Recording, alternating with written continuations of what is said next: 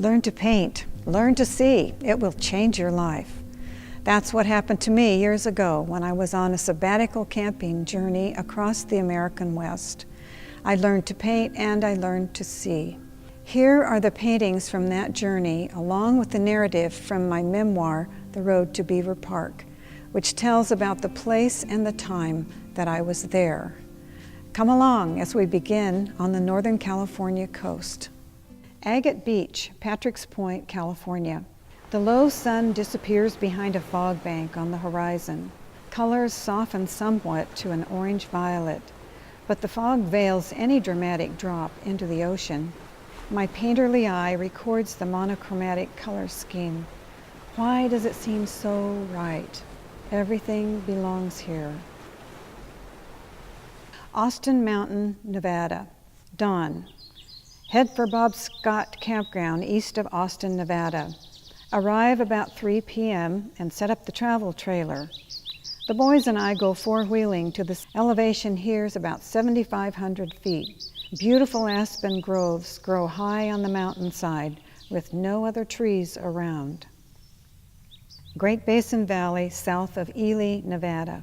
From boulders by the side of the road to whole mountain ranges that rise dignified and implacable, the contours unfurl as the road winds through them. The hollows of valley and canyon depths are filled with space that extends in all directions, boundless. It fills the immense bowl of the sky from horizon to horizon and beyond. Aspen Forest in the Fog, Colorado. I moved to another good spot to work near a stand of aspen. Their characteristic black scars contrast vividly against their smooth white trunks.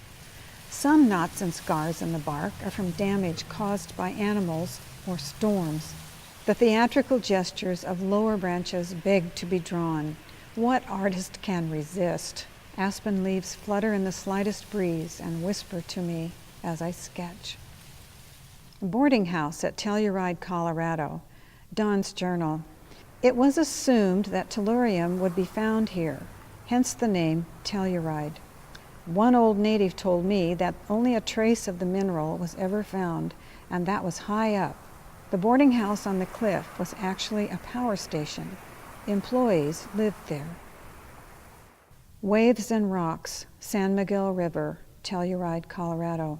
I find a place along the river where the current surges around the rocks. I sit down to draw the wave patterns. Water pushes against a rock, not quite submerging it. This causes small waves on each side that break into foam. The foam curves around both sides of the rock and trails off into the current like two ribbons. When viewed from the road above, every rock is decorated with dancing foam ribbons. Rain over New Mexico, Kiowa National Grasslands.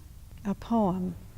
I sense the hush of air and spirit, a softly calm, expectant moment, prolonged. Then space grows quietly alive with whispered movement, the silken touch of rain. Haviland Lake Wave Patterns, Durango, Colorado. I take my art pack down to the lake boat ramp and find a place to paint. I pick up my brush and experiment. The breeze ripples the water in an all-over pattern of dancing lights. The breeze strengthens and the ripples line up into parallel waves. Aspen Glow, San Juan Mountains, Silverton, Colorado.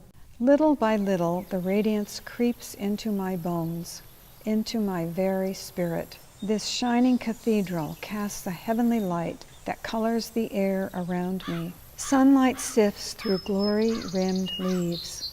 What is this about? I set aside my paints. Aspen Sanctuary, San Juan Mountains, Silverton, Colorado. With art stool and pack, I step into the aspen woods and enter a golden wonderland. The yellow canopy reaches skyward. Gold leaves shimmer on every side. My footpath is aglow with fallen leaves as sunbeams dance through the branches. The flood of golden light washes over me. A river of golden aspen near Gunnison, Colorado. Don's journal. 2 days fishing on the Gunnison, then up the Taylor River north of Gunnison. Park in North Bank Campground. Very pretty, but weather cloudy and rainy. Try fishing, but no luck and no bites. Don't see any either. Leave the rain on the Taylor and drive down to Gunnison, then up the Tomichi, south up to Cocha-Topia to the pass, down the Siwash and on south. Aspen forest in the fall. Specie Creek, San Juan Mountains, Colorado. Don's journal. Drive up Specie Creek Road into the relatively high country. Find aspen in beautiful deep orange and gold colors. This particular fall, they have turned color slowly.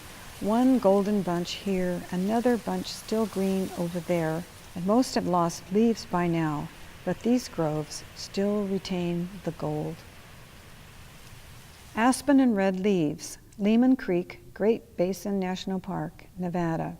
We pull into our favorite campsite and stare. Nature's art gallery is aflame with one final going home display.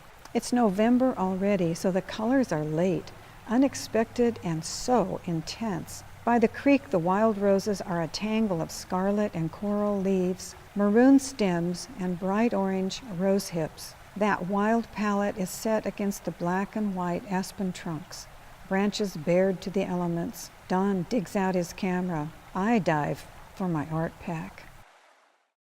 Streams in the desert, Death Valley, California. The drive opens new vistas of desert as we turn toward Death Valley itself. The bones of the earth are visible here, with the earth stripped bare. My drawing hand itches for pen and sketchbook. I love drawing landforms, erosion patterns, cliffs, and drainages. Death Valley Moon, California. We are spellbound, quiet, holding to heart the wonder of such a sight after the dust-stormy day. This is what we seek. No, that's not quite right. This is where we seek. Death Valley Vista with smoke trees, California. Since we drove that canyon last week, I opt for a solitary day in camp. My stroll around the campground is cut short by small gusts of wind that scatter sand across the path. Back in the trailer, I close windows. Before long, dust blows everywhere, and I can't see past the smoke trees across the way. The woods at Woods Lake, San Juan Mountains, Colorado. The meadow is full of blooming grasses, black-eyed Susans, and an occasional scarlet Indian paintbrush. Blue and white columbine lurk under the aspen. I wander among the trees through thick grass and sidestep the nodding columbine. I say hello to old flower friends still growing here, still robust with life, part of the thriving community. The variety of greens tickles my inner painting palette. How can anyone possibly do justice to it?